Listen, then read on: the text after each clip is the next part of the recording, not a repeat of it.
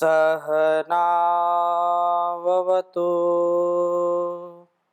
सहनौ भुनक्तु सह वीर्यं करवावहै तेजस्विनावधीतमस्तु मा विद्विषावहै। ओम शांति शांति शांति।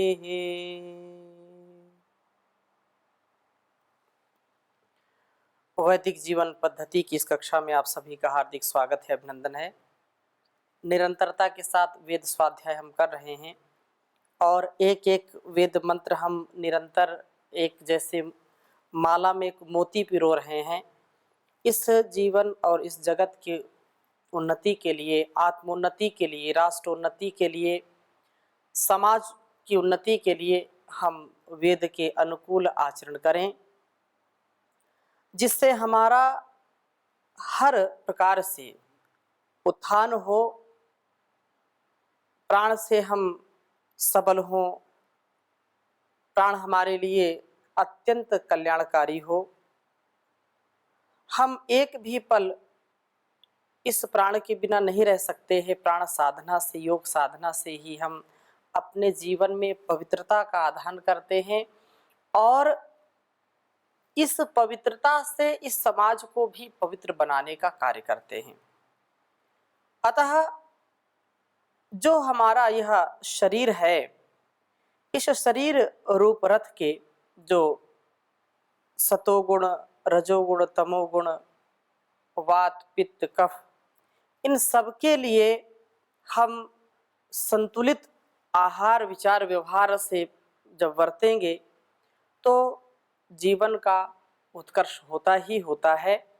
और इनका जब हम ध्यान नहीं रखते हैं तो हमारा शरीर और मन दोनों रुग्ण हो जाते हैं। शरीर से भी हम रोगी हो जाते हैं और मन से भी रोगी हो जाते हैं। तो तन मन का आरोग्य, मानसिक आरोग्य भी और शारीरिक आरोग्य भी जो स्थिर रहता है, आरोग्य हमारा जन्मसिद्ध अधिकार है और इसको कैसे स्थिर रखें, उसके लिए परम आवश्यक है कि प्राण साधना करें। योग के द्वारा अपने इन जो भी परमात्मा के द्वारा प्रदत्त सुंदरतम जीवन है, इसको और सुंदर बनाएं। तो बहुत ही सुंदर वेद मंत्र आज का है। ऋग्वेद के प्रथम मंडल के 183वें सूक्त के प्रथम मंत्र को आज हम आपके समक्ष रखेंगे, जिसमें बहुत ही उत्तम बात कही है। मैं पहले इसको लिख देता हूँ, फिर चर्चा करूंगा। ओम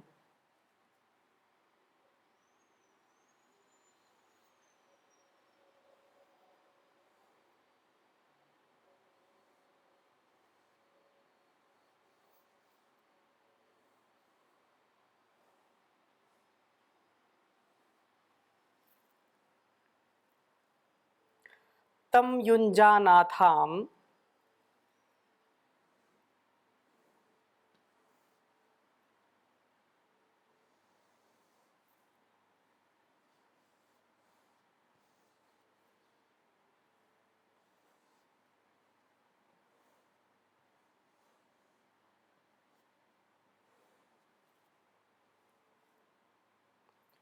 तम युञ्जाथाम्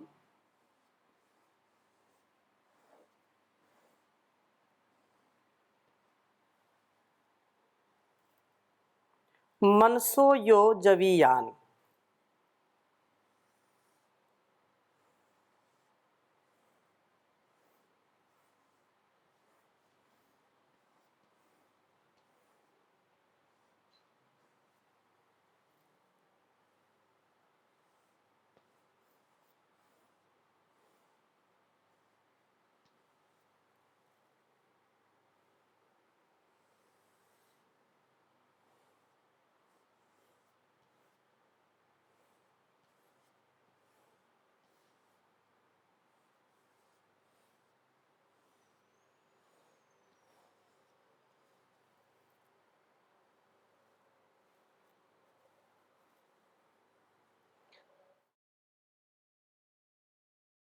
त्रिवंधुरो।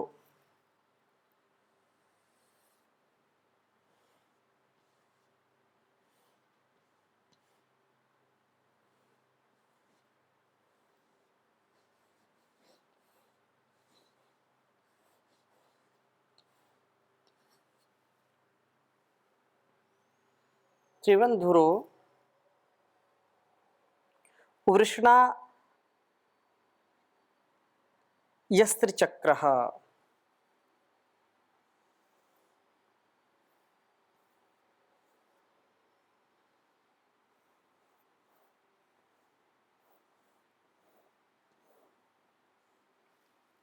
वृषणा यस्त्रिचक्रः।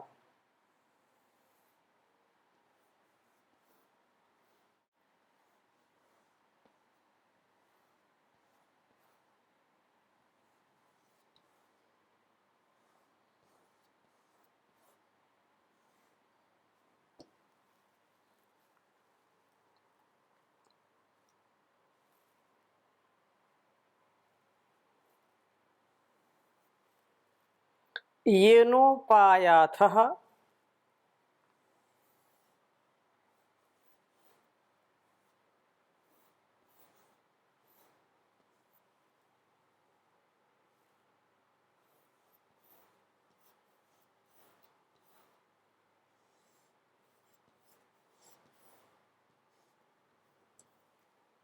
येनोपयाथः सुकृतो दुरोणम्।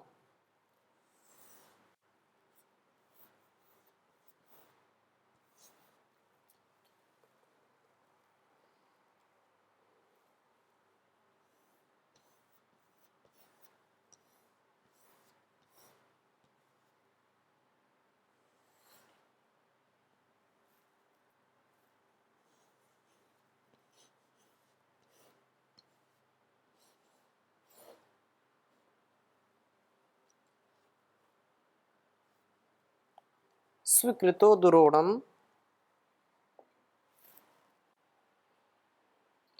त्रिधातुना पतथो विर्ण पर्णैः। त्रिधातुना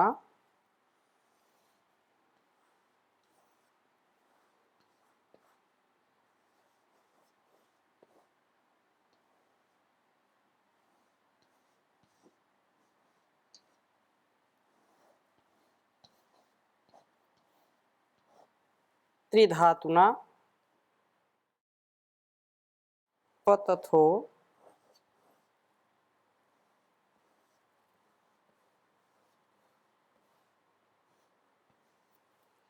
पतथो विर्णः पर्णैः।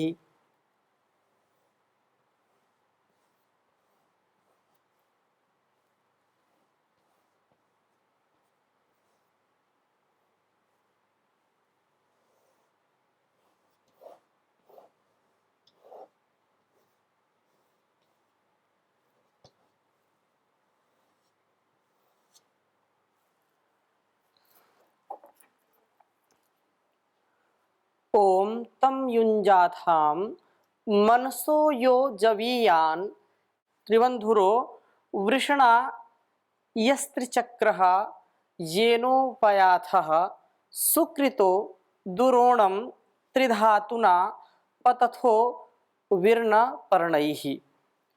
ओम तम युञ्जाथां मनसो यो जवीयान् त्रिवंधुरो वृषणा यस्त्रिचक्रः येनोपयाथः सुकृतो द्वरोणं त्रिधातुना पततो विर्णपर्णैः। ओम तम युञ्जाथां मनसो यो जवीयान् त्रिवंधुरो वृषणा यस्त्रिचक्रः योनोपयाथः सुकृतो दुरोणं त्रिधातुना पतथो विर्णपर्णैः।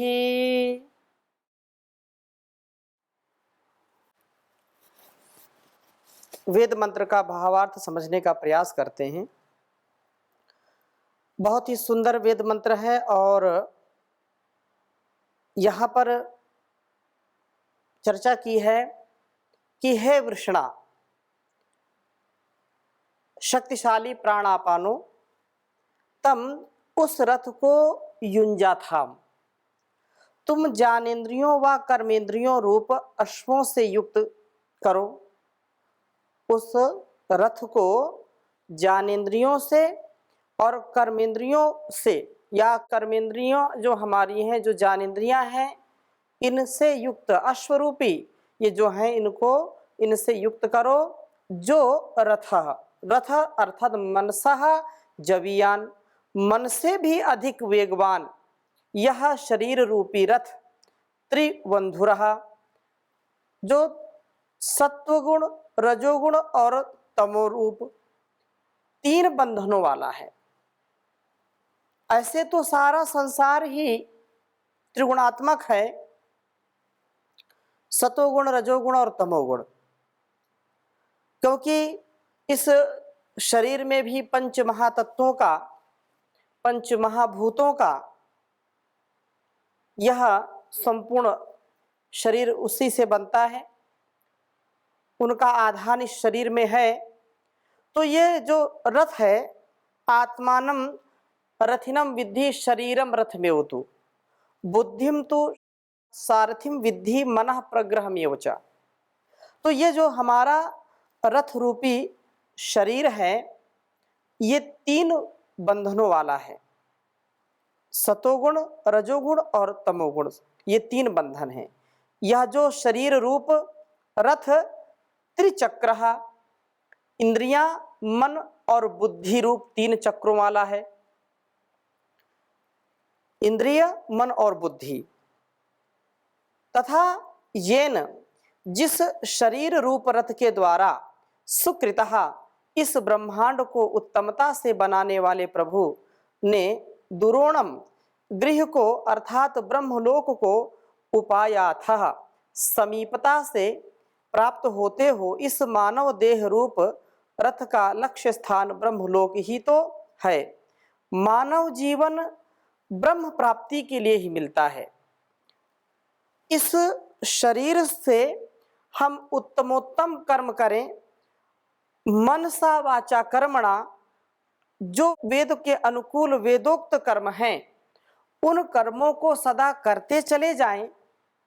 कैसे भी आयु में हो, कैसे भी स्थिति में हो, देश काल परिस्थिति में हो, परंतु हमारी मन स्थिति वेद के अनुकूल चलने की ही प्रेरणा दे। वेद के प्रतिकूल, वेद के विपरीत, वेद के विरुद्ध हम यदि कर्म करते हैं तो कदापि हम उस ब्रह्म को प्राप्त नहीं कर सकते हैं, उस परम पिता परमेश्वर का साक्षात्कार नहीं कर सकते हैं, उसकी अनुभूति नहीं कर सकते हैं। हमारी संवेदनशीलता, हमारे जो भाव हैं, उन भावों में दिव्यता का आधान नहीं हो सकता है। अतः हमारा यह परम कर्तव्य है कि हम उस परम पिता परमेश्वर की आज्ञा का पालन करते हुए सदा सर्वदा सर्वत्र इस प्रकार से जीने का प्रयास करें। जो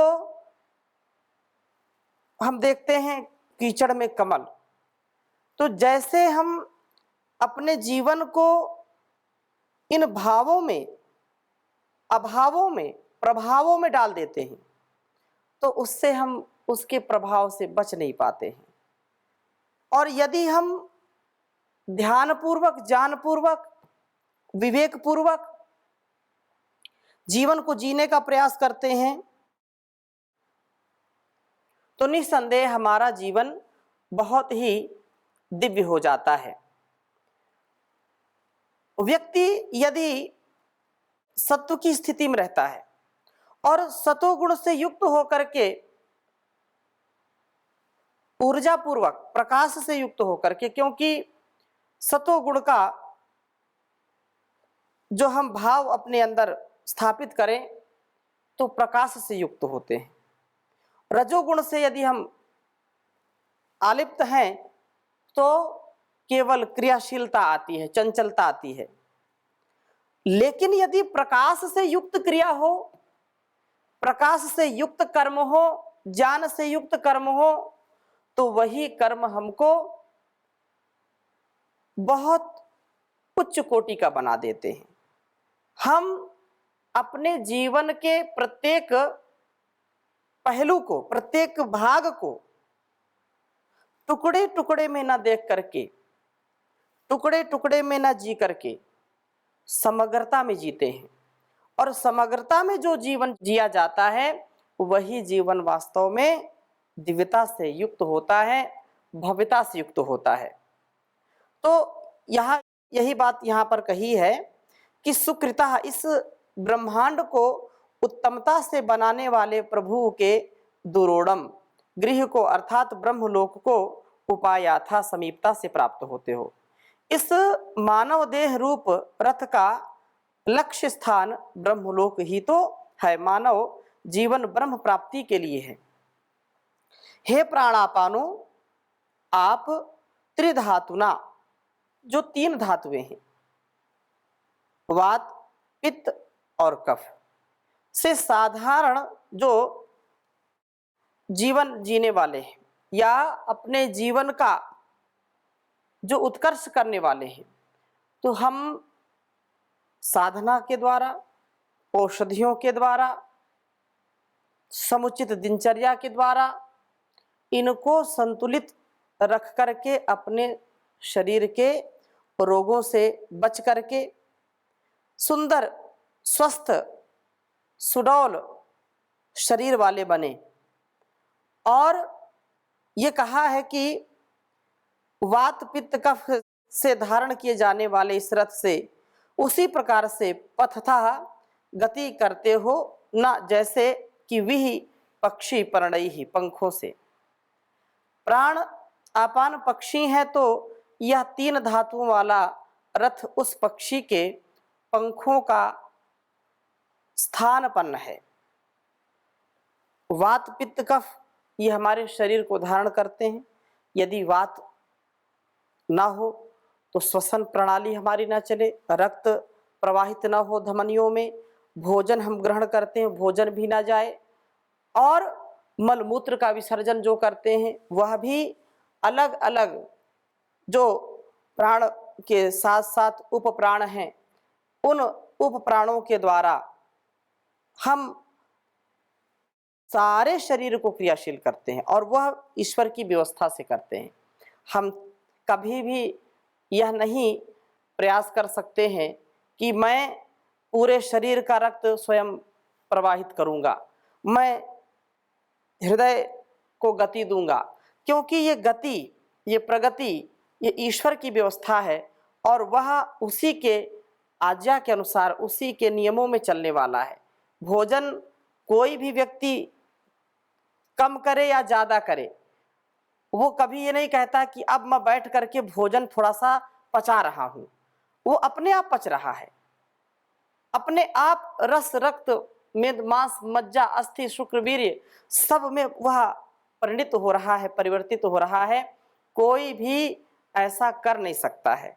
तो इस प्रकार से यदि हम जीवन को जीने का प्रयास करते हैं तो निसंदेह हमारा जीवन सुंदर, सफल और सजग होकर के स्वस्थ रहते हैं हम और दूसरों को भी स्वस्थ रखते हैं। तो इस शरीर रूपी रथ के सत्व, रज, तम तीन बंधन हैं। इंद्रियां, मन व बुद्धि तीन इसके चक्र हैं। वात, पित्त, कफ तीन धातुएं हैं। इस रथ का लक्ष्य स्थान ब्रह्मलोक है। यह शरीर ब्रह्म प्राप्ति के लिए मिला है और हम भोगों में इसकी समाप्ति कर देते हैं। शरीर हमारा मिला है ब्रह्म प्राप्ति के लिए, लेकिन हम इस चकाचौंध में आकर के फंस जाते हैं और जीवन की समाप्ति शीघ्र ही कर देते हैं। जीवे में श्रद्धा सतम की जो वेद बात करते हैं या उपदेश देते हैं, उसको हम भूल जाते हैं और अपने को रोगों से ग्रसित कर लेते हैं, भोगों से ग्रसित कर लेते हैं, जिससे शीघ्र ही हमारा जीवन नष्ट हो जाता है अथवा असंतुलित जीवनचर्या हमारी होती है, हमारी असंतुलित दिनचर्या होती है, जिसके कारण से भी हमारा शरीर रुग्ण हो जाता है और हम असमय मृत्यु के आगोश में, मृत्यु के मुख में चले जाते हैं। हम प्रयास ये करें कि प्रतिदिन प्राण अपान के द्वारा अर्थात अपने जीवन को योग साधना के द्वारा शुद्ध करें, पवित्र करें, स्वस्थ रखें, सजग सावधान होकर के उत्साह में रह करके जीवन को जीने वाले बने। यह संसार भोगने के लिए नहीं है, न भागने के लिए है, अपितु जगने और जगाने के लिए है। ऐसा जो मानता है, ऐसा जो करता है, वास्तव में उसी का जीवन सार्थक होता है। और क्योंकि यह ब्रह्म की प्राप्ति के लिए मिला है शरीर, और इस शरीर से जितना जितना हम उपकार कर सकें, सदाचार कर सकें, वह और भी उत्तम हमारे लिए होगा। इसलिए संसार का कोई भी व्यक्ति यदि चाहता है कि जीवन को मैं सुंदरता से जीऊं, सजगता सफलता के लिए जीऊं, तो वेद अनुकूल आचरण करना ही उसके लिए श्रेयकर है। तथा प्राण साधना कितना भी उसको समय मिलता है, थोड़ा ही समय मिले तो भी वह प्राण साधना से इस जीवन को सुंदर सफल बना सकता है। बहुत ही सुंदर चर्चा और भी आगे कही है। यज्ञ व स्वाध्याय प्राण आपान के द्वारा ही संभव है। तो दूसरा मंत्र ही इसमें संकेत किया है, ओम सुवृद्रथो वर्तते यन्नभि क्षाम यतिष्ठथः क्रतुम अंतानु पृक्षे वपुर्वपुष्या सचतामियम गीर्दिवो दुहित्रोषसा सचेथे। कहा है कि हे प्राणापानो, आपका यह सुवृत शोभन रूप में होने वाला अर्थात जिसके सब अंग प्रत्यंग ठीक हैं, वह रथा शरीर रूपी रथ क्षाम इस देवयजनी पृथ्वी की अभी और यन गति करता हुआ वर्तते अर्थात वर्त रहा है। यह उस समय यज्ञवेदी की ओर गति करता हुआ होता है जब क्रतुमंता यज्ञशील आप पृक्षे हवि देने पर अर्थात दान पूर्वक अदन को अपनाने पर अनुतिष्ठतः अनुकूलता से इस रथ पर अधिष्ठित होते हो। प्राण आपान से अधिष्ठित यह शरीर रथ यज्ञवेदी की ओर चलने वाला होता है। अर्थात प्राण साधना से हमारी वृत्तियां यज्ञी बनती हैं। इंद्रियों से जो हम अनुभव करते हैं, ज्ञान इंद्रियां, कर्म इंद्रियां, मन और बुद्धि, इनका यदि हम ठीक ठीक उपयोग लेना चाहते हैं, ये भूले भटके नहीं, ये भोगों में अटके नहीं, तो उसके लिए परम पुरुषार्थ करना पड़ता है। और परम पुरुषार्थ यदि हम प्राण आपान की साधना में करते हैं तो निसंदेह हमारा शरीर सुंदर और साधना भी सुंदर होगी। कहा है कि प्राण आपान से अधिष्ठित यह शरीर यज्ञवेदी की ओर अर्थात यज्ञी कर्म में लग जाता है, कल्याणकारी कर्मों में लगता है। और इस प्राण साधना के होने पर वपुष्या हमारे शरीर के लिए हितकर इयम गीही यह वेदवाणी वपु सचताम हमारे शरीर के साथ समवेत हो। हम इस वेदवाणी को अपनाने वाले हो, प्राण साधना से बुद्धि की तीव्रता होती है और इस वेदवाणी का अपनाना सरल हो जाता है। हे प्राणापानो, आप दिवह दुहिता यज्ञ का पूर्ण करने वाली उषाओं के साथ सचेते समवेत होते हैं। अर्थात प्राण साधना से हम उषा काल से ही स्वाध्याय आदि में प्रवृत्त होकर के अपने ज्ञान को बढ़ाने वाले होते हैं। प्राण साधना से हमारी वृत्ति यज्ञी हो जाती है, कल्याणकारी हो जाती है, शुभ से भर जाती है और पवित्रता से परिपूर्ण हो जाती है, उत्तम कर्मों की ओर प्रवृत्त होती है। और हम प्रभात में, ब्रह्म मुहूर्त में, उषा काल में ही अपने सच्चे अच्छे कर्मों में लग जाते हैं। स्वाध्याय साधना सेवा में प्रवृत्ति हमारी होती है और जो दुर्गुण हैं, दुर्व्यवहार हैं, उनसे हमारी निवृत्ति होती है और हम सदा ज्ञान का वर्धन करने वाले होते हैं, संवर्धन करने वाले होते हैं। ऐसा ही हम सदा करते जाएं। ऐसी शुभ भावनाओं के साथ आज की कक्षा को यहीं पर विराम देते हैं। शेष चर्चा अगली कक्षा में करेंगे। ओम शांति शांति शांति।